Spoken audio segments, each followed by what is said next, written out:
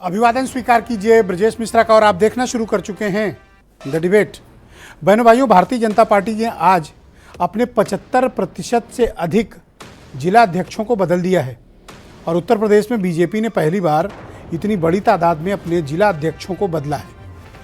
BJP ने जिलों में अपने सेनापतियों के इस नई तैनाती का बीजेपी के समीकरण क्या हैं, इसके राजनीतिक मायने क्या हैं और बीजेपी अब किस लेवल की पॉलिटिक्स में आगे बढ़ रही है, क्या विपक्ष उसके लिए तैयार है और विपक्ष ने अपने संगठनात्मक ढांचे में क्या परिवर्तन किया है, क्योंकि संगठन ही सांसद जिताता है और संगठन ही सरकार बनाता है। क्या वाकई में विपक्ष का संगठन बीजेपी के नए संगठन के मुकाबले फिट, परफेक्ट, ताकतवर और एग्रेसिव है या फिर बीजेपी अभी इन पर बीस पड़ रही है? आज की चर्चा का मुख्य केंद्र बिंदु यही है। बहनों भाइयों, आज भारतीय जनता पार्टी ने एक झटके में 75% से अधिक अपने जिलाध्यक्षों को बदल दिया है, नए जिलाध्यक्ष बनाए हैं और ये जिलाध्यक्ष अब बीजेपी को 2024 का उत्तर प्रदेश में चुनाव लड़ाएंगे। आपके मन में ये प्रश्न होगा कि ये जिलाध्यक्ष कोई बड़ी चीज़ है क्या? यस, जिलाध्यक्ष किसी भी संगठन के लिए, किसी भी राजनीतिक दल के लिए एक बहुत महत्वपूर्ण इकाई होता है। एक ऐसा रिसोर्स पर्सन जिले में होता है जो पूरी पार्टी का ढांचा, पार्टी के कार्यक्रम, पार्टी के आयोजन, पार्टी की गतिविधियां और पार्टी का सिलेक्शन, कैंडिडेट का सिलेक्शन एक व्यक्ति के इर्द गिर्द घूमता है, जिला अध्यक्ष। किसी पॉलिटिकल पार्टी में तीन ही की तो इज्जत होती है, राष्ट्रीय अध्यक्ष, प्रदेश अध्यक्ष, जिला अध्यक्ष। बाकी तो पीछे चलने वाले कतार है, लेकिन असली यही तीन पद होते हैं। तो ये जिलाध्यक्षों का पद बीजेपी ने क्यों बदला? पिछले 3 महीने की कवायद चल रही थी बीजेपी के भीतर, 3 महीने से, और ये 3 महीने में बीजेपी बार बार कोशिश कर रही थी कि वो अपने जिलाध्यक्षों को परिवर्तन कर पाए। किसी का टर्म पूरा हो गया, कोई नॉन परफॉर्मर था, कोई जातीय समीकरण में फिट नहीं बैठ रहा था, कोई बदले हुए हालात में पार्टी को वो किक नहीं दे पा रहा था, लिहाजा बीजेपी ने पुराने जिलाध्यक्षों को आज हटा दिया और उनकी जगह नए जिलाध्यक्ष 75%, बाकी 25% रिपीट होने में भी कामयाब रहे। ऐसा क्यों हुआ और बीजेपी ने ऐसा क्यों किया? इसके पीछे के कारण भी तलाशने होंगे। और बीजेपी ने अपने जो रिसोर्स पर्सन जिले में है, जिनको जिलाध्यक्ष कहा जाता है, ऐसे लोगों को शामिल किया और बनाया है जो उसके चुनाव के अभियान को लोकसभा में के चुनाव के दौरान आगे बढ़ा सकें। उनमें से कई लोग हैं जिनके ऊपर गंभीर आरोप भी हैं, लेकिन पार्टियां इसकी परवाह नहीं करती हैं। वो सिर्फ एक चीज़ देखती हैं, युद्ध में जीतना है किसी भी कीमत पर, किसी भी तरह। लिहाजा बीजेपी ने जिलों में अपने सेनापति तैनात कर दिए। इस सूची से बीजेपी को क्या हासिल होगा, पहला प्रश्न है। और दूसरा, अपोजिशन क्या कर रहा है? पिछले 2.5 महीने का अगर ट्रैक रिकॉर्ड देखें तो उत्तर प्रदेश का जो लार्जेस्ट अपोजिशन पार्टी है समाजवादी पार्टी, उसने अपने 24 जिला अध्यक्ष बदल दिए हैं, महानगर के अध्यक्ष भी बदले हैं। लेकिन अभी समाजवादी पार्टी केवल 35% ही संगठन में, जिलों में परिवर्तन कर पाई है। क्या आने वाले वक्त में समाजवादी पार्टी भी अपने जिले के यूनिटों में बदलाव करने जा रही है? समाजवादी पार्टी बीजेपी की तरह एक तरफा सूची जारी नहीं करती है, बल्कि 2-2, 4-4 करके वो अपने जिलाध्यक्ष और यूनिट्स बदलते हैं। ऐसा कारण के पीछे उनकी पार्टी का कल्चर है।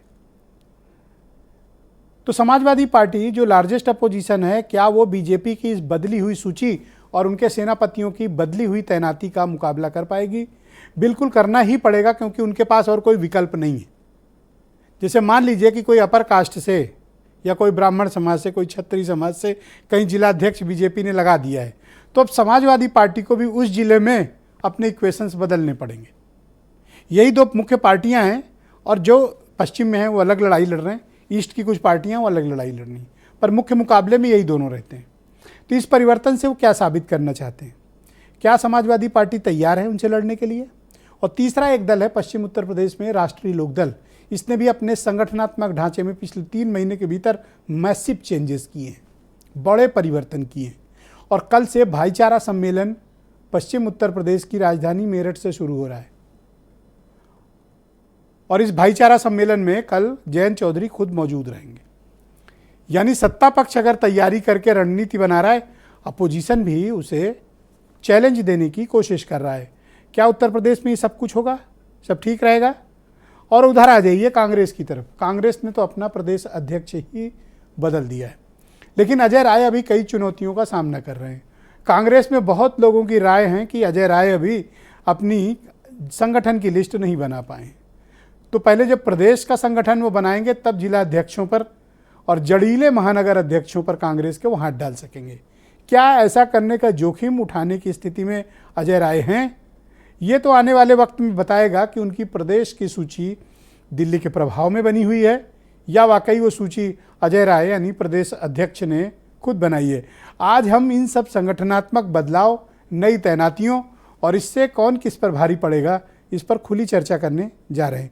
कुछ स्टेटमेंट आप सुन लें, फिर आज की डिबेट को हम आगे बढ़ाएंगे।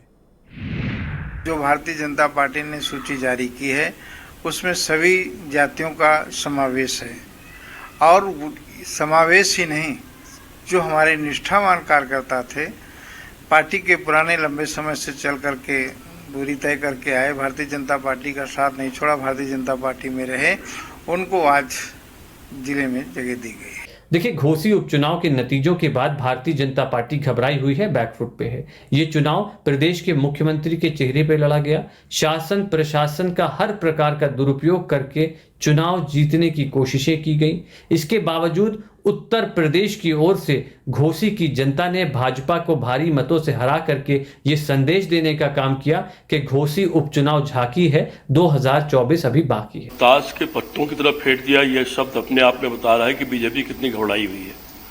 जहां तक तैयारी की बात है, सारे दल तैयारी करते हैं और तमाम अध्यक्षों को हटा देना, नए बना देना, ये कोई तैयारी का पार्ट नहीं है। बहनों भाइयों, आज की परिचर्चा को आगे बढ़ाते हैं। समीर सिंह उत्तर प्रदेश में भारतीय जनता पार्टी के प्रवक्ता हैं। जूही सिंह मेरे साथ मौजूद हैं, समाजवादी पार्टी की महिला सभा की राष्ट्रीय अध्यक्ष और प्रवक्ता हैं। प्रदीप सौरभ जी देश के जाने माने पत्रकार दिल्ली से हमें ज्वाइन कर रहे हैं। सुशील दुबे जी हमारे साथ लखनऊ से हैं। प्रियंका गुप्ता उत्तर प्रदेश में कांग्रेस कमेटी की प्रवक्ता हैं और अनिल दुबे राष्ट्रीय लोकदल के प्रवक्ता। आप सबका शुक्रिया और धन्यवाद इस चर्चा में मेरे साथ शिरकत करने के लिए। समीर सिंह जी, मैं आपसे समझना चाहता हूँ कि अचानक आपने 75% यानी ऑलमोस्ट 3/4 से अधिक जिलाध्यक्ष, महानगर अध्यक्ष बदल दिए, क्यों, क्या कारण है? नहीं, देखिए ब्रजेश जी, संगठन हमारा आधार है और भारतीय जनता पार्टी कार्यकर्ता बेस पार्टी है। हम संगठन का पुनर्निर्माण करते हैं और हम बूथ से लेके प्रदेश तक हमारे संगठन के लोकतांत्रिक प्रक्रिया से चुनाव होते हैं। हमारे कार्यकर्ताओं के द्वारा बूथ से लेके प्रदेश और देश तक चुनाव होते हैं और चुनाव में भाग लेते हैं। अभी पिछले दिनों हमने अध्यक्ष बदलने के लिए हमारे सभी जिलों में पर्यवेक्षक गए थे। हमने कंसेंसस करके और लोकसभा के चुनाव के दृष्टिगत देखते हुए हमने संगठन में परिवर्तन किया है और हमारे यहाँ 3 साल का कार्यकाल होता है। हर 3 साल पर हम परिवर्तन करते हैं। हमारे फ्रंटल संगठनों में भी परिवर्तन होता है, हमारे जिला अध्यक्षों में परिवर्तन हुआ है और हम कैसे अपने बूथ को मजबूत करें और सबका साथ सबके विकास के नारे को लेके आगे बढ़ने के लिए हमारे प्रदेश अध्यक्ष आदरणीय भूपेंद्र चौधरी जी ने संगठन के जिला अध्यक्षों में, जिला स्तर के पदाधिकारियों में परिवर्तन किया है। निश्चित रूप से इस परिवर्तन से हमारे जिलों के अंदर त्वरित गति आएगी और एक तरह से मैं कहूंगा कि 2024 की लोकसभा के दृष्टि से हमारी स्थिति और मजबूत होगी और हमारे ऊर्जावान कार्यकर्ता, हमारे यहाँ कार्यकर्ता आधारित फैसला होता है और हमारे ऊर्जावान ये तो आपने आदर्श स्थिति की बात की कि पार्टियां कैसे फंक्शन करती हैं, पर मुझे नहीं याद कि किसी भी पार्टी में कोई जिला अध्यक्ष चुनाव के जरिए आता हो, कहीं नहीं आता। जो लखनऊ और दिल्ली चाहता है पॉलिटिकल पार्टीज़ में वही एक्चुअली होता है। आपके यहाँ भी कोई जिला अध्यक्ष चुनाव लड़के नहीं बना है, सब नॉमिनेट होते हैं, वो भी लखनऊ से।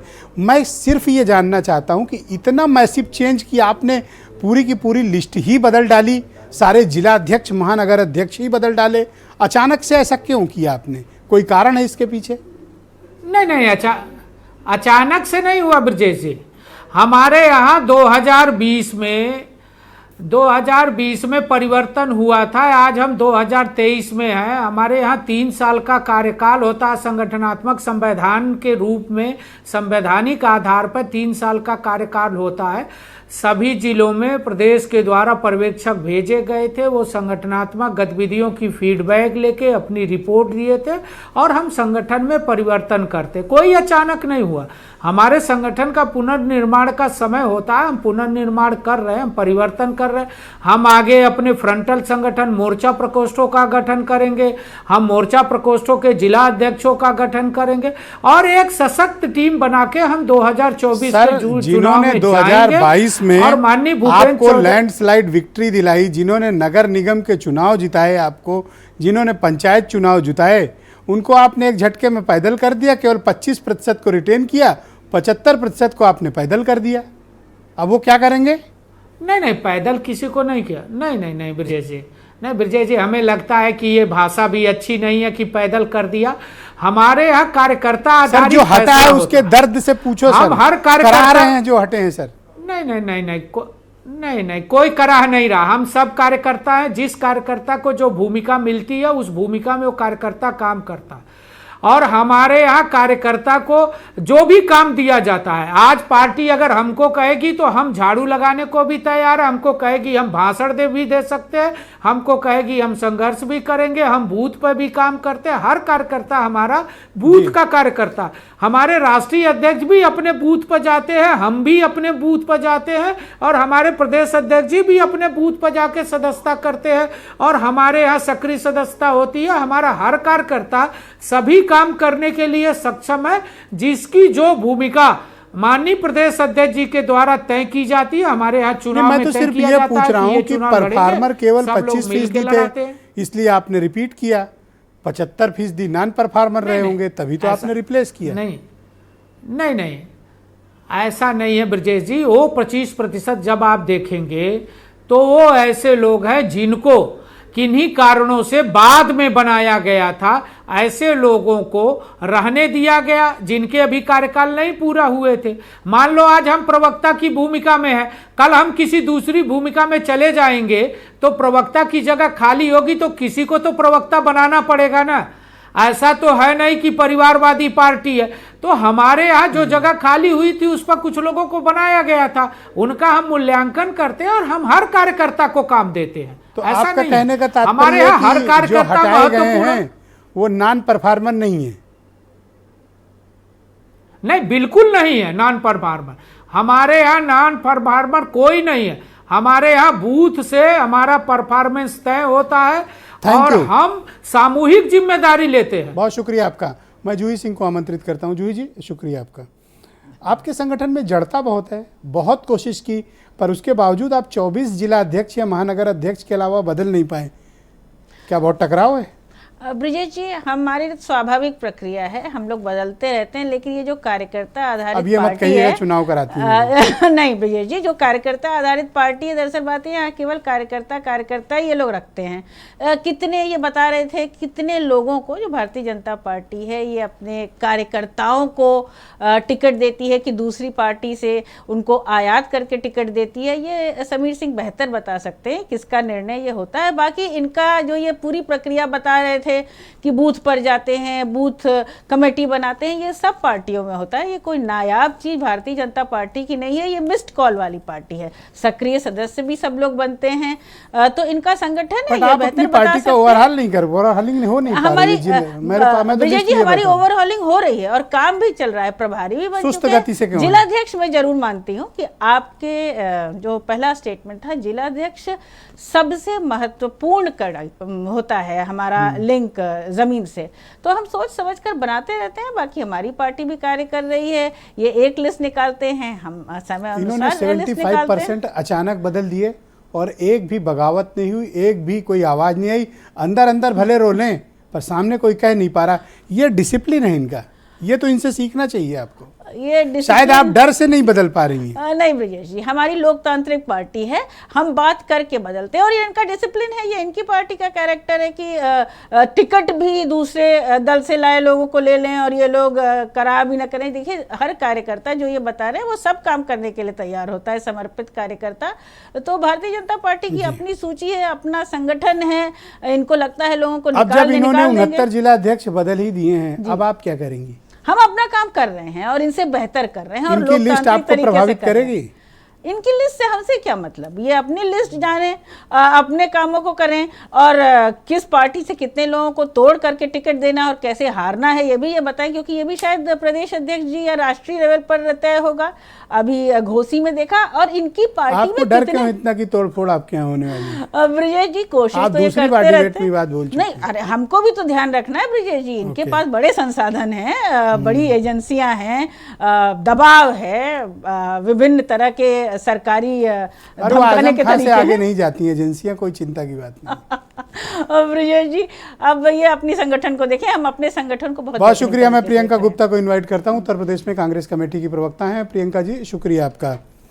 प्रदेश अध्यक्ष तो आपने बदल दिया है, लेकिन कमेटी अब तक अजय राय बनाने की स्थिति में नहीं है। इतना क्या दबाव है दिल्ली का आपके ऊपर? मुझे लग रहा है किसी दबाव में नहीं हो रहा, सोच समझ कर एक प्रक्रिया होती है, बदलाव जरूरी होता है, तो मैं समझती हूँ कि बदलाव होगा। लेकिन एक चीज मैं जरूर कहना चाहूंगी, बदलाव किस लेवल पे होना चाहिए ये जरूरी बात है, महत्वपूर्ण है। अगर आप देखिए कि बदलाव नीचे से ऊपर हो रहा है, तो मुझे लग रहा है कि ये चुनाव जो 24 का, ये सबसे ज्यादा महत्वपूर्ण चुनाव, और इसमें बदलाव ऊपर के लेवल पे होना चाहिए, जैसा कि भारतीय जनता पार्टी को मुझे लगता है करना चाहिए। आप देखिए कि किस तरह से इन्होंने जो है अभी 24 घंटे पहले जम्मू कश्मीर में शहादत हुई, उसकी मां रो रो कर क्या कह रही थी, उनकी मां रो रो कर ये कह रही थी कि 3 अगर बुलेट जैकेट मिल जाती तो शायद हमारे बच्चे जिंदा होते, पर इससे इन्हें क्या लेना देना। उससे उनकी मां ने ये भी कहा कि इनको फर्क नहीं पड़ता, क्योंकि वो बच्चे सरकार के बच्चे नहीं थे, वो बच्चे तो किसान के बच्चे थे जो शहादत हो गई। पर भारतीय जनता पार्टी के नेता जो केंद्रीय मंत्री, वो क्या कहते हैं, ऐसी छुटपुट की घटनाएं होती रहती हैं। तो मुझे लगता है कि ये चुनाव, जब 19 का चुनाव शहादत पे हो सकता है, तो इस बार 24 का चुनाव, इसमें भी जनता आपने क्या तैयारी की है जब आप देख रहे हैं कि बीजेपी ने अपने इतना मैसिव चेंजेस अपने ऑर्गेनाइजेशन में किया है? देखिए, आपको बदलाव की प्रक्रिया तो पूरी तरह से दिख रही है। अब इंडिया गठबंधन बन गया, पूरी तरह से बदलाव। मैं आपके यहाँ बदलाव पर इंटरेस्टेड हूँ, अभी गठबंधन पे नहीं। आपके यहाँ क्या हुआ? देखिए, हमारे प्रदेश अध्यक्ष बदल चुके हैं और उनके ऊपर बड़ी जिम्मेदारी है, वो अपनी जिम्मेदारी निभा रहे हैं, काफी एक्टिव है, जिस तरह से पूरे प्रदेश में घूम घूम कर वो अपनी जो है, जो जितने भी लोगों के एक काम आप लोगों ने बड़ी फुर्ती से किया कि यूपी की मीडिया टीम सबसे पहले बना दी, संगठन का आता पता नहीं है, ये कैसे? मतलब मीडिया टीम बनाने में बड़ी तेजी दिखाई गई। मतलब अध्यक्ष ज्वाइन करते हैं 4 दिन में, जो पहला उनका फरमान जारी होता वो मीडिया टीम का था। संगठन कहाँ है आपका प्रियंका जी? देखिए, संगठन भी दिखेगा और आपको इस बार यात्राएं भी दिखेगी, और इस बार यूपी में जो है आपको माहौल भी दिखेगा। पर एक बात जरूर पूछना चाहूंगी कि यहाँ पे एक डायलॉग होता है ना, तारीख पे तारीख, तो मुझे लगता है उत्तर प्रदेश के जो गड्ढे हैं, वो मैं याद दिलाना चाहूंगी, भारतीय जनता पार्टी के प्रवक्ता बैठे हैं, कि उत्तर प्रदेश के गड्ढे कई तारीखें निकल चुकी पर अभी तक भरी नहीं। पहले अपनी सेना तो सजा लीजिए कि लड़ने कौन कौन आएगा, तब तो आप इन पर अटैक करेंगी। नहीं, अकेले तो आप आएंगे नहीं लड़ने। अगर सेना सच गई आपके पास से अभी है ही नहीं कि फाइटर्स ही नहीं है,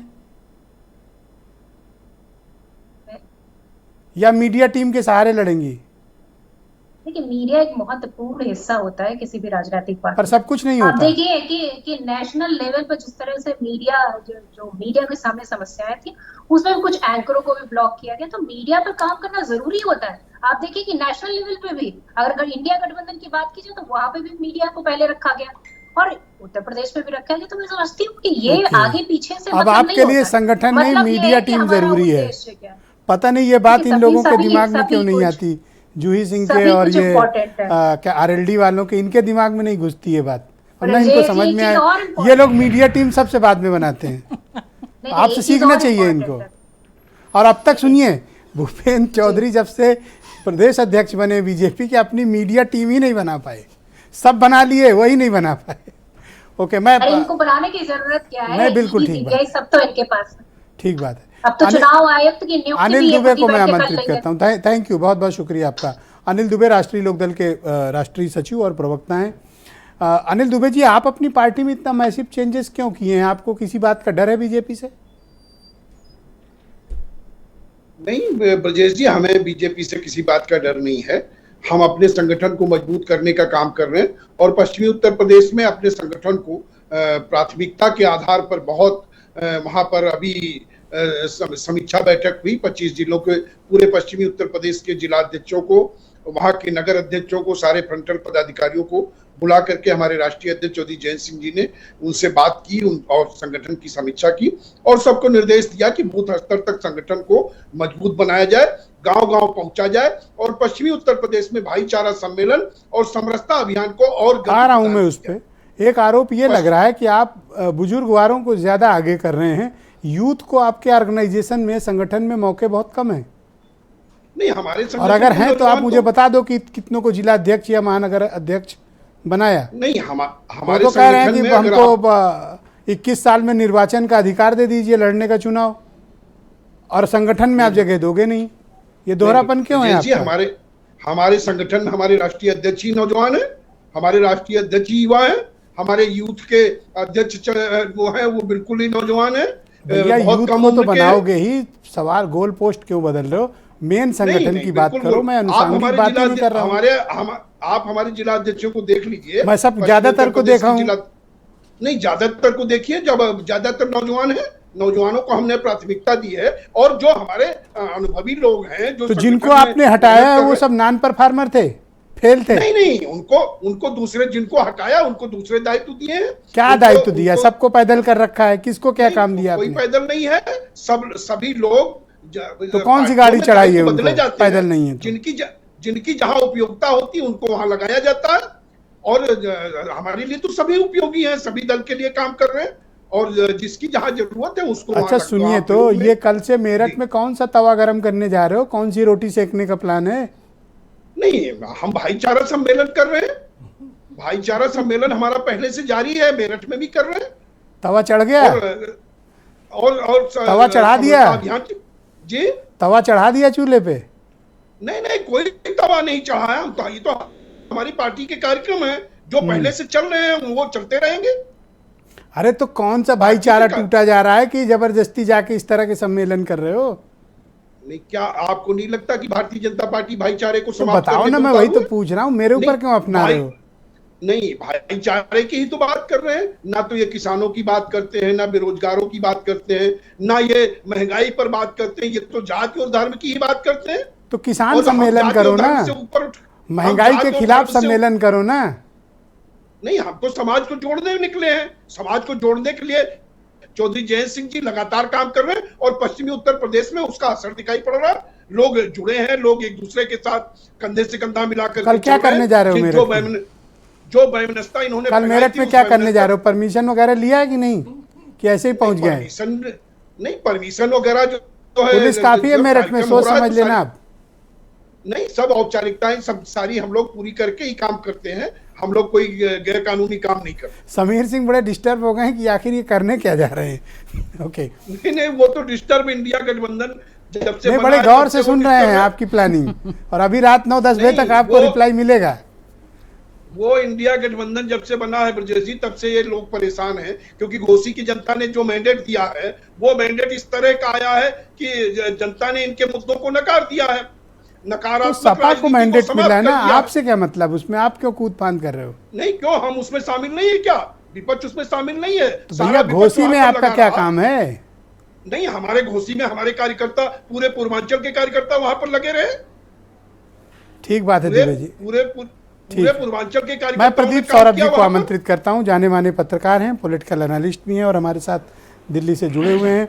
प्रदीप जी, बहुत शुक्रिया आपका। संगठन स्तर पर ये लोग इतने बड़े पैमाने पर बदलाव सारी पार्टियां लगभग कर रही हैं उत्तर प्रदेश में, क्या ये इनकी ज़रूरत है? और जिला अध्यक्ष अचानक से इतनी महत्वपूर्ण इकाई कैसे होते जा रहे हैं? ब्रजेश जी, सबसे बड़ी बात तो ये समझने की, चूँकि मैं भारतीय जनता पार्टी को करीब 3 दशक से बहुत नज़दीक से देखा है, ये जिला अध्यक्ष बदलने या अपने राष्ट्रीय अध्यक्ष, आप ये भारतीय जनता पार्टी के प्रवक्ता से पूछिए। जैसा ये कह रहे थे कि हमारे यहाँ निर्वाचन होता है 3 वर्षों बाद क्या कहते हैं, अध्यक्ष बदल दिए जाते हैं, तो क्या जो बदलाव हुआ है उसमें किसी भी ज़िले के अंदर कोई मतदान हुआ है? शायद नहीं। और यही नहीं, उनके राष्ट्रीय अध्यक्ष भी जो दूसरा कार्यकाल उनको मिला है वो बिना निर्वाचन के हुआ है वो। और ये जो संगठन जिसको आप कहते हो, भारतीय जनता पार्टी में कहने के लिए दिखावा है कि कि ये कार्यकर्ता बेस पार्टी है और संगठन है। संगठन कुछ नहीं है। यहाँ पर आप जानते हैं अच्छी तरीके से, यहाँ 2 लोगों की चलती है, राष्ट्रीय अध्यक्ष की भी नहीं चलती है। फैसले कौन लेता है ये सब लोग को पता है, तो इससे कोई बहुत फ़र्क नहीं पड़ता है मुझे। और जैसे कि आप अभी सवाल कर रहे थे कांग्रेस पार्टी से, समाजवादी पार्टी से, ये व्यक्ति आधारित पार्टी है, इनमें संगठन जैसा कुछ होता ही नहीं है। और जैसे कांग्रेस का प्रश्न है, जैसे मैं कांग्रेस के बारे में जब भी सोचता हूँ तो उनका जो संगठन है वो एक अराजकता का है, और वो अराजकता ही उनकी ताकत है, और सभी अध्यक्ष हैं और सभी कार्यकर्ता भी हैं, तो वहाँ इस तरह की प्रतिस्पर्धा होती रहती है। सर अराजक हैं कांग्रेस वाले? मुझे नहीं लगता है कि आप देख लेना आने वाले। जी, अराजक हैं ये लोग कांग्रेस वाले? नहीं, अराजकता का अर्थ ये है कि कोई संगठन नहीं है। जैसे भारतीय जनता पार्टी दिखावा करती है कि हमारा बूथ लेवल, हमारा ये लेवल, इन लोग की नहीं। ये लोग अपना संगठन भी है, अचानक एक बड़ी रैली कर देंगे और मालूम पड़ा जिले में क्या कहते हैं कि कार्यकारिणी की बैठक नहीं हो पा रही है। तो इसको मैं अराजकता कहता हूँ कि संगठन नहीं लेकिन संगठन है। ये एक ब्यूटी, इसको एक ब्यूटी भी कह सकते हैं। जैसे कि लोग कहते हैं ना कि ये नेहरू परिवार, गांधी परिवार कांग्रेस के लिए, मैं कहता हूं कि गांधी परिवार कांग्रेस की ताकत भी है और कांग्रेस की कमजोरी भी है। तो ठीक उसी तरीके से संगठन के अंदर मुझे ऐसा लगता है कि ये जो इनका जो संगठन होता है उस तरह से पर्ची आधारित संगठन। सर ये समाजवादी पार्टी के संगठन के बारे में आपका तजुर्बा क्या कहता है? भारतीय जनता पार्टी है, हमारा ये तजुर्बा ये कहता है कि अखिलेश यादव जो चाहते हैं वो होता है। मैंने कहा ना शुरुआत में कि जो चाहे लोक दल हो, चाहे कांग्रेस, ये समाजवादी पार्टी हो, ये व्यक्ति आधारित पार्टी है। आप बताइए, अजीत सिंह के बाद किसने विरासत को संभाला? उनके पुत्र ने। मुलायम सिंह के बाद किसने उनकी विरासत को संभाला? उनके बेटे ने, उनकी बहू ने, और जो उनके भाई थे जो संगठन करता है, असली संगठन करता तो उनके भाई थे, जो संगठन का मुख्य रूप से मुलायम सिंह के लिए काम करते थे। उनकी क्या दशा दिशा हुई, कितने बार पार्टी छोड़े, आए अंदर बाहर। तो ये type of anarchism in the organisation, इसको मैं एनार्किज्म कहता हूँ कि पर्ची बेस आधारित नहीं है कि आप खड़े हो। सर थोड़ा इन पर भी टार्च मारे ये आरएलडी वाले, ये बड़ी नैतिकता की बड़ी दुहाई और बातें कर रहे हैं। इनके यहाँ का क्या तजुर्बा कहता है आपका? नहीं, मैंने देखिए वही तजुर्बा है, व्यक्ति आधारित है। चौधरी साहब जो चाहेंगे वो नेता है, वो अध्यक्ष है, वो जब चाहें जिसको चाहें बदल सकते हैं। जब चुनाव ही नहीं होना है कि इन संगठनों में मैंने तो कहा कि भाजपा से लेकर कांग्रेस ने इस बार जरूर एक मिसाल पेश की और संगठन का अपने अध्यक्ष का चुनाव विधिवत कराया और उनके खिलाफ चुनाव में उम्मीदवार भी था और बाकायदे चुनाव हुआ। इस तरह की मिसाल अभी फिलहाल कुछ वर्षों में मुझे नहीं दिखती है। भारतीय जनता पार्टी में नहीं दिखती है। हमारे यहाँ बीच में बोलने का प्रावधान नहीं है। आप डिबेट को इस तरह डिस्टर्ब ना करें। पहले राउंड में कोई किसी को डिस्टर्ब नहीं करता। आपको तसल्ली रखनी चाहिए, इतना सब्र रखना चाहिए। बीजेपी और सपा वाले शांत हैं, आप कूद गए बीच में। बोलिए सौरभ सर, बोलिए आप। जी, मैं यही कह रहा था कि आप इनके प्रवक्ता से ही पूछिएगा अगले राउंड में कि क्या जेपी नड्डा के चुनाव में मतदान हुआ था। जहां तक मेरी जानकारी नहीं हुआ था। सर आपने इतना कहा पर बीजेपी को बुरा नहीं लगा। आपने जयंत चौधरी का नाम ले लिया तो ये तिलमिला गए अनिल दुबे। नहीं, दुबे जी तो बहुत अच्छे आदमी है और वो जानते हैं इस बात को। तब ठीक है सर। देखिए, हम लोग तो पत्रकार हैं, ना किसी पार्टी में है ना कुछ है। हम अपने ऑब्जर्वेशंस को अपने दर्शकों, अपने सर आज पता नहीं है किसी से लड़के आए हैं डिबेट में बैठे हैं, आज ये सबसे झंझट कर रहे हैं। मैं बहुत शुक्रिया आपका। मैं सुशील दुबे जी को आमंत्रित करता हूँ, जाने माने पत्रकार हैं। दुबे जी को पानी पिला दीजिए, ठंडा पानी पिला दीजिए। नहीं सर, वो अपने घर से बैठे हैं। मैं तो कहूँगा घर में भाभी जी इनको ठंडा पानी नहीं दें, पता नहीं कहाँ से झंझट मोड़ लेके आए हैं। भाई सुशील जी, ये बीजेपी ने अचानक अपने 69 जिला अध्यक्ष, महानगर अध्यक्ष बदल दिए हैं। इनके यहाँ संगठनात्मक ढांचे में 98 डिस्ट्रिक्ट हैं, महानगर वगैरह मिला के भी। तो ये 75% को रिप्लेस कर दिया गया, 25% को ही रिटेन किया गया। आपको इसके पीछे कारण क्या लगता है? मीडिया मास्टर, पहले सर मैं एक जरा- तो मेरा नाम लिया करो, ये सब ना कहा करो। पहले मैं जरा भूमिका बांध दूँ। ठीक। ये आप कहते रहते और हम भी यही कहते रहते हैं। तो भूमिका मेरी ये है कि आज आप अक्सर अपने स्वभाव से विपरीत आप आज बड़े जॉली मूड में हैं। जितने आपके प्रवक्ता, आपने सबकी गुगली वो फेंक के, चाहे जलता तवा की बात करें, चाहे आप जो भी करें, लेकिन आपने आज एक अलग ही आपका स्टाइल आ जाए। खैर अच्छी बात है ये। देखिए मीडिया मास्टर, मैं अभी सब पे आऊँगा। मैं शुरुआत करता हूँ अपने प्रातः स्मरणीय बीजेपी से। जब जिस पार्टी का राष्ट्रीय अध्यक्ष ही घड़ी घड़ी बुके लेके एयरपोर्ट से लेके और बीजेपी दफ्तर तक बैठा रहता हो, जो चुनाव, जैसे अभी हमारे पत्रकार जी ने कहा कि वो तो दूसरा टर्म तो उनका नॉर्मल ऐसा ही है कि बस हाँ ठीक है आप हैं तो हैं। तो अब आप बताइए, वो जब जैसे किसी भी देश से आते हैं तो कभी मैंने राजनाथ जी को अटल जी के समय पर इतना ज़्यादा घड़ी घड़ी बुके लिए नहीं देखा। अब 3 जवान शहीद हुए और वो घड़ी घड़ी वो D20 को लेके वो हजारों लोग फूल की वर्षा हो रही थी। तो ये संगठन का एक स्वरूप है जो नीचे आया है यहाँ पर। समीर जी आप ही के पास आ रहा हूँ इसके बाद, प्लीज वेट। अब दूसरी बात करता हूँ। जिस प्रदेश का डिप्टी सीएम, दूसरी बार का डिप्टी सीएम, घोसी चुनाव के हारने के बाद कम से कम 4 बार मैं सुन चुका हूँ वायरल वीडियो में कि 80 में 80 जीतेगी। बहुत अच्छी बात है, जीतना भी चाहिए बीजेपी को। तो जब 80 में 80 जीत रही है सीटें, तो ये कवायद करने की क्या ज़रूरत थी? जो जहाँ बैठे थे वो बैठे रहते। जब जीती रही है 80 में 80, तो यही तो चुनाव है। इसके बाद तो सबको मौका दे रहे हैं ना। अच्छी बात। अब मैं उस पर आ रहा हूँ। सबको मौका दे रहे हैं। जैसे इन्होंने कहा कि वो चुनाव और ये सब तमाम क्षेत्रीय अध्यक्ष और फला अध्यक्ष, ये सब में बड़ा वो हुआ, बड़ा होमवर्क हुआ। तो हंसराज वो विश्वकर्मा है बनारस के, शायद दूसरी या तीसरी बार अध्यक्ष बने हैं। MLC भी बन गए मोदी जी के क्षेत्र में। वहाँ तो कोई बदलाव नहीं हुआ। तो 25% मैंने कहा ना रिटेन तो हुए। तो उसी पे आ रहा हूँ। उसके बाद आपके जो योगी जी के क्षेत्र में तो क्षेत्रीय अध्यक्ष ने शायद कोई और नाम संतुष्ट की थी, लेकिन दोनों के दोनों रिपीट हो गए। अब फिर मुकेश शर्मा में क्या कमी थी जो लखनऊ का राजनाथ जी की जगह का बदल के मैं एक तो सबको बधाई देता हूँ, खासतौर से लखनऊ के आनंद जी को, आनंद द्विवेदी को और विनय सिंह को जिले वाले। अंदर तक भरे बैठे और झूठ झूठ बधाई दे रहे हो। अब आगे चलते हैं। अब बताओ क्या गरीब उसने वो शाहजहाँपुर वाले जो हैं, कितने बड़े विधायक हैं। सर अब ये बताओ कि ये सपा वाले तो बदल नहीं पा रहे हैं, ये तो सिर्फ अपने बहुत कोशिश किए तो आई थिंक 24 बदल पाए हैं। ब्रजेश जी, एक हम लोग जब बीजेपी ने जोखिम तो लिया, ये तो जोखिम भी नहीं ले रहे हैं। इसलिए हम लोग जब पढ़ते थे तो उसमें आता था फीलिंग द गैप, रिक्त स्थान पर भरो, वो डैश डैश डैश उसमें कुछ भरना पड़ता था। तो इस सपा का जो मामला है, जो पूरा प्रदेश का राष्ट्रीय स्तर से लेके और जिले स्तर तक, अब जैसे जिले में कौन है जो भी हैं, अब नरेश उत्तम पटेल जी हैं, ये फीलिंग द गैप हैं।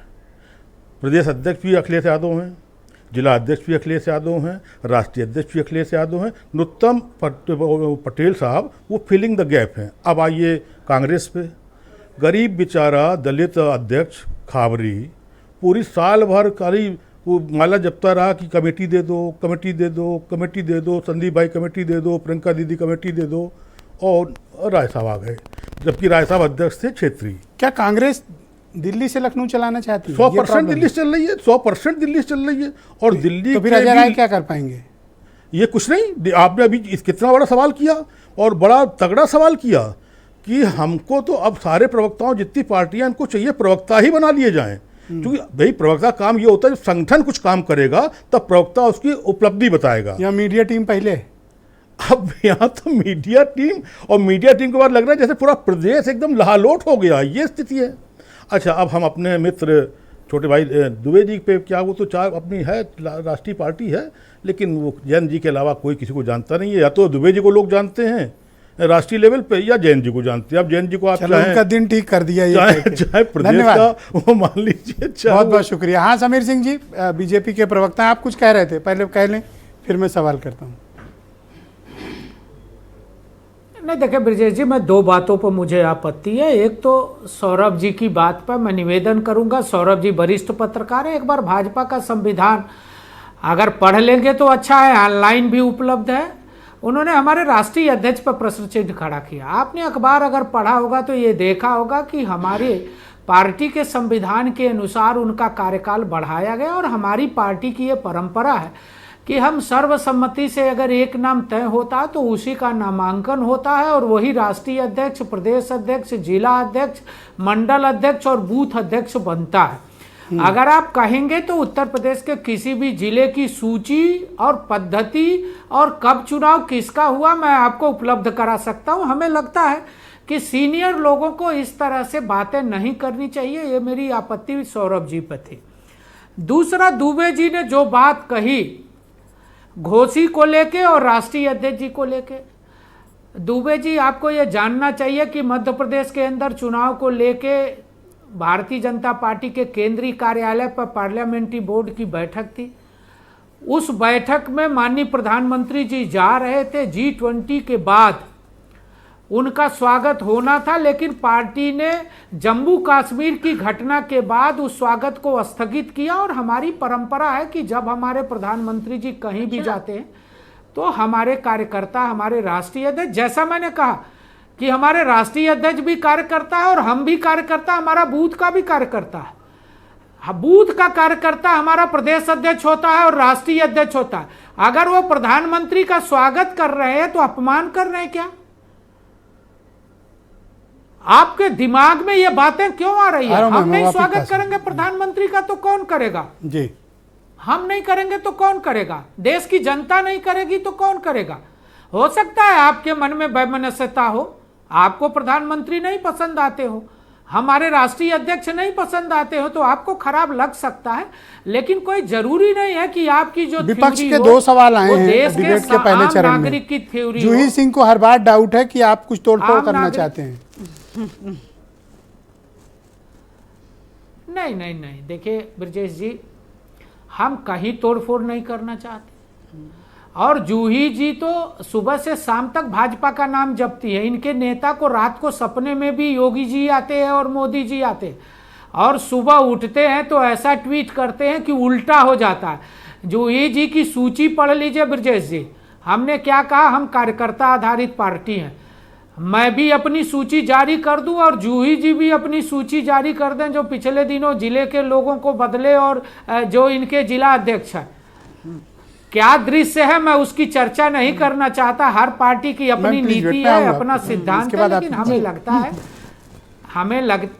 हमें लगता है कि जूही जी को अपनी पार्टी। ये अनिल दुबे क्या बवाल करने जा रहे हैं, इन पर नजर रखे हो या नहीं, या इनको ऐसे ही छोड़ रखा है? नहीं, अनिल दुबे जी तो बेचारे परेशान है, भाईचारा मीटिंग कर रहे हैं। अब इसमें भाई कौन है और चारा कौन है ये अनिल जी तय नहीं कर पा रहे। चारा किसको बनाना चाहते हैं और भाई किसको बनाना चाहते हैं? न भाई, एक कहावत है ब्रजेश जी, न खुदा ही मिले न विशाले सनम। कहीं ऐसा न हो जाए कि न भाई मिले और न चारा मिले। दुबे जी बेचारे हिंदू मुसलमान वाला कहना चाहते हैं, भाई और चारा। हमें लगता है कि जी आप यही कहना चाहते हैं, कुछ कह रहे थे आप हिंदू और मुसलमान से जोड़ के देख रहे हो ना? नहीं, भाई प्लस चारा। नहीं, हमने तो कभी हिंदू मुसलमान किया ही नहीं ब्रजेश जी। हम तो सबके साथ, सबके विकास और सबके विश्वास की बात करते हैं। हमारे सरकार की योजनाएं चाहे मोदी जी की हो चाहे योगी जी की हो, जाति के नाम पर नहीं है, गरीबी के नाम पर है, आवश्यकता के नाम पर है, मजबूरी के नाम पर है, तरक्की के नाम पर है, रोजगार के नाम पर है, नौजवानों के विकास के नाम पर। हम जाति और धर्म के नाम पर कोई योजना नहीं है। बहुत बहुत शुक्रिया। बिजली सबको मिलती है, दुबे जी को भी मिलती है और हमको भी मिलती है। 30 सेकंड में अपनी बात खत्म करते विजय जी। हमने जो भी सरकार की योजना चलाई, अगर एक योजना में ये कह दें कि ये पारदर्शी नहीं है, ये पक्षपातपूर्ण है, ये भाजपा के लिए, ये सपा बसपा के लिए नहीं है। हमने उत्तर प्रदेश की जनता के लिए योजना चलाई, हमने देश की जनता के लिए योजना चलाई और सबको मिला है। कहेंगे तो सूची भी पार्सल कर दूंगा दुबे जी को, दुबे जी करो ना। आप हमेशा कहते हो सूची दे दूंगा, कभी भेज भी दो इनको एक सूची। अरे ब्रजेश जी, इससे बड़ा क्या उदाहरण हो सकता है? रामाला शुगर मिल चौधरी चरण सिंह की जन्मभूमि व्हाट्सएप पे भेजो इनको PDF फाइल बना के। रामाला अरे बस करो, ये रमाला सुन सुन के मैं रामाला पक शुगर गया। मिल की कोई क्षमता डिबेट आप हमने बिना रमाला बढ़ाई, के योगी खत्म नहीं। आदित्यनाथ जी ने Thank you। बढ़ाई।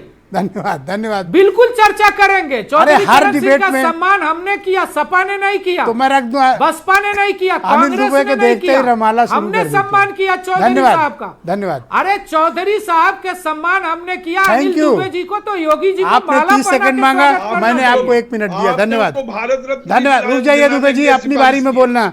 दुबे जी धन्यवाद। हाँ जूही जी, आप कुछ कहना चाहती थे, आप बोल लें फिर मैं सवाल। ब्रिजेश जी, पहले तो शहादत पर ये बहुत बड़ा मजाक है, क्योंकि जिस समय हमारे जवान बॉर्डर पर शहीद हो रहे थे तो इनके पार्टी कार्यालय में अच्छा खासा G20, जो कि एक नॉर्मल इंटरनेशनल प्लेटफॉर्म है, उसके सफलता के लिए बहुत बड़ा जश्न मनाया जा रहा था। तो समीर जी थोड़ा सा अपनी बात को संशोधित कर लें। 1 मिनट, मैं आपके बारे में नहीं बोल रही थी, आप चुप रहिए। समीर जी आपको रुकना पड़ेगा। दूसरी बात ये, समीर जी बीच में आप नहीं प्लीज। मैं इस तरह नहीं, की समीर जी ऐसे मत What करिए। is this, mister Sameer? हाँ, आप सबको समीर जी झूठ सुनो, बोला आप देंगे। ना गलत बात, कोई जश्न नहीं मिला, गलत बात। बिल्कुल जश्न बना आप रहा अपनी था। बात आप रखिए, बोल कोई रहे हैं, इंटरप्शन आप नहीं अपने हुआ। पार्टी कार्यालय में चेक आप करिए। जब बोले आप कोई झूठ इंटरप्शन बोलते नहीं हैं। हुआ। आप जूही सिंह को बोलने दें। जूही सिंह को बोला अपनी बात शहादत रखने पे दें। मजाक बना रहे हैं। समीर हद हो सिंह गई जी है समीर रुकिए। सिंह जी, हाँ। अभी तक आप सब पार्टी पे बोल रहे थे, तो अब भी सुनिए। सुनने की भी क्षमता रखिए, समझे कि नहीं? केवल उंगली उठाकर दूसरों पर मत क्या करिए, आप सुनने की क्षमता रखिए। बैठ के चैनल पर। अरे चुप रहिए। What are you talking? अपनी कोई पार्टी से जश्न चेक नहीं करिए। ब्रिजेश जी इनको चुप कराइए। तो हाँ मैं नहीं, आप आपको- बोले, आप जश्न नहीं बोले। मना। हाँ आप बोले अपनी आप बात झूठ मत बोलो। मैडम बैठ- बोले। Oh, नहीं, please Sameer keep Singh quiet, बीच में Mr. नहीं, समीर सिंह। सिर्फ बिल्कुल जूही सिंह मना। बोलेंगी। बोलिए जूही जी, गो अहेड। दूसरी बात यह कि जो No सूची की fight, बात एक हम दूसरे कर से रहे थे, argument मत जी, करिए। सूची अपनी की अपनी बात बात हम कर रखिए। रहे थे। मैं इनसे ये पूछ रही थी कि कितने लोगों को इन्होंने भारतीय जनता पार्टी के कार्यकर्ताओं को टिकट दिया और कितने नेता जो अन्य पार्टी से ये सुविधा अनुसार ले आते हैं, उस सूची की बात कर रही थी। तीसरी बात जो समीर सिंह जी बार बार कह रहे थे, वो हर जगह क्यों बीच में बोल रहे हो? का संविधान होता है। हमारे प्रदेश अध्यक्ष भी हमारे कई रिप्रेजेंटेटिव द्वारा उनका नाम प्रपोज होता है, उसके बाद हम उनको सर्वसम्मति से इलेक्ट करते हैं। हमारे राष्ट्रीय अध्यक्ष के लिए भी बहुत लोग नाम प्रपोज करते हैं, जो कि साइंड कॉपी होती है ये सबके संविधान में, और फिर वो अच्छा, ये इलेक्ट तो होते कह रहे हैं। हैं हम चुनाव तीसरी न बात कराएं, ये है, इंजीनियर हमारे लोग। प्रदेश अध्यक्ष हमने नरेश बोला पटेल क्या? जी का नाम लिया गया, तो उनके नेतृत्व में पार्टी के हमने कई बोला क्या? कार्यक्रम अच्छा, चलाए प्रदीप जा रहे सौरभ हैं। जी ने एक आपने बात कही महत्वपूर्ण। एक सेकंड समीर जी और रुकिए। अपनी पार्टी को आप समीर अलग सिंह नहीं जी बना रुकिए, दीजिए। समीर सिंह जी सब रुकिए, पार्टी का है, सब समीर सिंह जी पार्टियां रुकिए। follow आप करती हैं। जूही सिंह जी को सही स्क्रीन बात पे तो लिया बुरा जाए। क्यों लग गया? जूही जी एक सवाल ले लीजिए। जी। प्रदीप सौरभ जी ने कहा कि आप लोगों की पार्टी एक व्यक्ति आधारित पार्टी है, संगठन वगैरह कोई खास सीरियस नहीं है। ब्रिजेश जी, अनार्किज्म का शब्द सौरभ जी ने प्रयोग किया, तो मुझे लगता है मैं उस पर एक पुरजोर विरोध अपना दर्ज करूंगी। अनार्की का मतलब समझ लेना चाहिए। दल केवल हवा में काम नहीं करते हैं, सब दलों का एक संगठन होता है। वो संगठन आपके अनुसार हो या नहीं हो, और ये व्यक्ति आधारित जो आप करिज्मेटिक पार्टीज की बात करते हैं, ये तो भारतवर्ष में सब पार्टियों में है।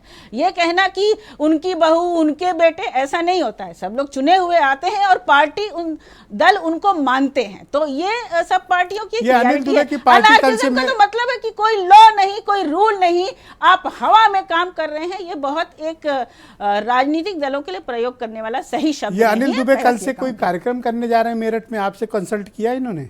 उनको हमारा समर्थन है। हम इंडिया के पार्ट हैं। अगर कांग्रेस कोई कार्यक्रम करती है, आरएलडी कोई काम करती है, तो बिल्कुल हमारा सकारात्मक सहयोग है, क्योंकि हम बड़े मुद्दे पर चुनाव लड़ रहे हैं। महंगाई, बेरोजगारी, सत्ता का एक जो अहंकार अभी झलक रहा था, जहां शहीदों की शहादत नहीं मानी जा रही थी, ये बहुत बड़े बड़े मुद्दे हैं। युवाओं के जो पर रोष है। मेरठ तो इनके कोटे में है नहीं, फिर ये वहाँ प्रोग्राम कर रहे हैं, आप डिस्टर्ब नहीं है इससे? नहीं ब्रिजेश जी, हम डिस्टर्ब नहीं हैं। सब पार्टियां इंडिया की एक साथ काम कर रही हैं, कोई कहीं भी कार्यक्रम कर सकता है। और मुझे लगता है हमारा जो एक साझा कोऑर्डिनेशन कमेटी है, मीडिया कमेटी है, वो समय समय पर आधिकारिक बयान देती रहती है, जिसमें सब पार्टियों की सहमति रहती है। ओके, प्रियंका गुप्ता जी, ऐसा क्यों एक्सपर्ट्स और लोगों का मानना है कि कांग्रेस में एक व्यक्ति आधारित पार्टी है, जहां पर एक अराजकता जैसी स्थिति रहती है संगठन में? इस सब से बिल्कुल भी मतलब आपत्ति कर जताती हूँ कि जो अराजकता बात करें, क्योंकि उन्होंने खुद बोला अपने अगले वक्तव्य में, जो सौरभ जी ने यहाँ बैठे हुए वरिष्ठ पत्रकार, उन्होंने खुद कहा कि कांग्रेस पार्टी ने अपने राष्ट्रीय अध्यक्ष को चुनाव प्रक्रिया के माध्यम से चुना। और दूसरी चीज एक आप बात बताइए, आप बताइए ना, भारतीय जनता पार्टी में कौन ऐसा नेता है जो पैदल 4000 किलोमीटर चला हो? ये हमारी पार्टी का नेता है, और किसी पद पे नहीं है। आज वो ना किसी राष्ट्रीय अध्यक्ष है, ना कहीं कहने का मंतव्य नहीं समझिए, उन्होंने नीचे के संगठन के बारे में ये ऑब्जर्वेशंस दिया है। तो मैं प्रदीप जी ने समझती हूँ नीचे कि के ये- संगठन के बारे में ही बात कही। हाँ, प्रदीप जी ने अपने आप उस बात का खंडन किया, पर पहले उन्होंने जो शब्द यूज किया मुझे लगता है कि वो गलत शब्द था और मैं उस पर आपत्ति दर्ज करती हूँ। दूसरी चीज, अभी जो है यहाँ पर जो भारतीय जनता पार्टी के प्रवक्ता बैठे हैं, वो उन्होंने इससे पहले वाले वक्तव्य में अपना कहा था कि मैं झाड़ू भी लगा सकता हूँ पार्टी। तो आज वो बैठ के अपनी पार्टी को इस तरह से डिफेंड कर रहे हैं कि उन्होंने ये कह दिया कि वहां पर जो उनका जो स्वागत समारोह चल रहा था प्रधानमंत्री जी का, वो उन्होंने स्थगित कर दिया। पर उनको मैं सत्यता बताना चाहती हूँ कि टीवी स्क्रीन पे दो चल रहे थे, दो व्यू चल रहे थे। एक तरफ 70 साल के जो शहीद के पिता थे, वो अपने पुत्र को अंतिम विदाई दे रहे थे, और दूसरी तरफ प्रधानमंत्री जी गुलाब एक्सेप्ट कर रहे थे। और यही उनका ये यात्रा खत्म नहीं हुई, मध्य प्रदेश में भी उन्होंने समारोह किया। तो मैं समझती हूँ कि उनकी लॉयल्टी अपनी पार्टी के प्रति ठीक है, पर जनता को कम से कम सच पता है। शुक्रिया आपका प्रियंका गुप्ता जी, हमारे साथ जुड़ी रहिएगा। मैं प्रदीप सौरभ जी को आमंत्रित करता हूँ। प्रदीप जी, आप मुझे बताइए, आपकी बातों को लेकर अपोजिशन में और सत्तारूढ़ दल, ये तीनों ने आपके क्लेम को सिरे से रिजेक्ट किया है। एक ने किया होता तो चलिए मानते ही, तीनों आपसे घनघोर असहमत हैं।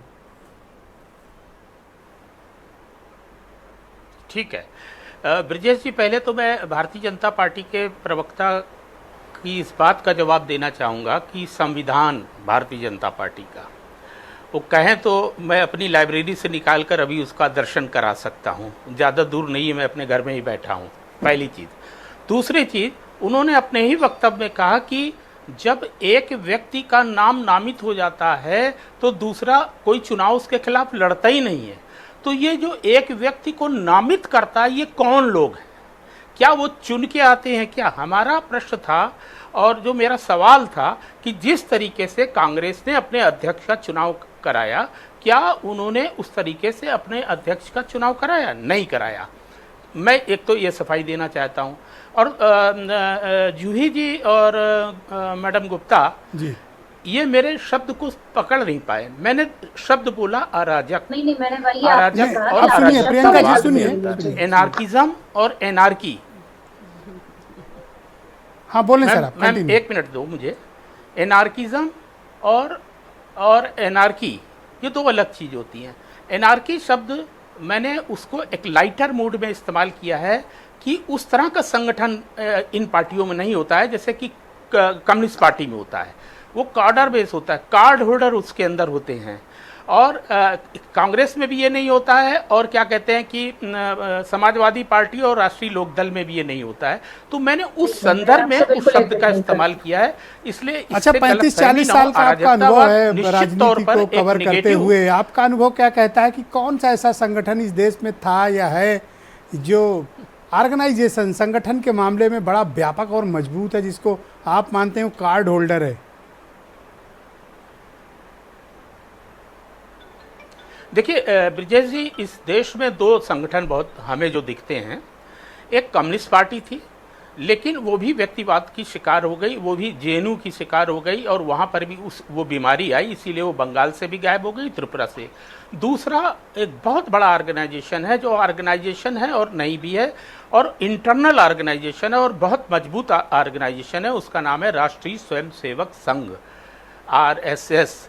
ये दो बड़े संगठन मैं मानता हूँ इस देश के अंदर। जो RSS का संगठन उस तरह का सदस्यता अभियान वाला नहीं होता है, लेकिन उसके अंदर अगर जो फतवा दे दिया जाता है तो उसका एग्जीक्यूशन होता है। अगर वो कह दिया जाता है कि ये करना है तो वो करते हैं। थैंक यू सर, शुक्रिया, हमारे साथ जुड़े रहिएगा सर। नीचे स्तर पर भाई अनिल दुबे जी, अगर RSS की मैं बात करूं, एक सेकंड, 5 सेकंड और दीजिए। हाँ प्लीज। ब्रजेश जी 5 सेकंड और दे दीजिए। कि हाँ, कि अगर जैसे RSS है तो RSS क्या कहते हैं कि भारतीय जनता पार्टी जो जिस संगठन को क्लेम करती है, असल में वो भारतीय जनता पार्टी का संगठन नहीं है, वो RSS है उसके पीछे, और इसीलिए उसके अंदर उतना लोकतांत्रिकरण नहीं है जी, जो कि अभी कांग्रेस पार्टी के अध्यक्ष। भाई अनिल दुबे जी, क्या बार बार ये रमाला शुगर मिल का मसला सामने आता है? आज क्लैरिटी दो। देखिए ब्रजेश जी, इन्होंने उत्तर प्रदेश के किसानों के साथ लगातार अन्याय किया। इन्होंने कहा कि हीरा मोती वहां जड़वा दिया है कि जब आपको देखते हैं ये रमाला इन्होंने कुछ नहीं किया। हमारे हमारे विधायकों ने, हमारी पार्टी के नेताओं ने वहां संघर्ष किया, 657 तो कुछ चीजें इन्होंने की। ये इस पर क्यों नहीं बताते कि उत्तर प्रदेश के गन्ना किसानों का अभी भी बकाया है, वो ये कब भुगतान करेंगे? उत्तर प्रदेश के गन्ना किसानों को लागत का 1.5 गुना मूल्य कब देंगे? उत्तर प्रदेश के गन्ना किसानों का मूल्य कब बढ़ाएंगे?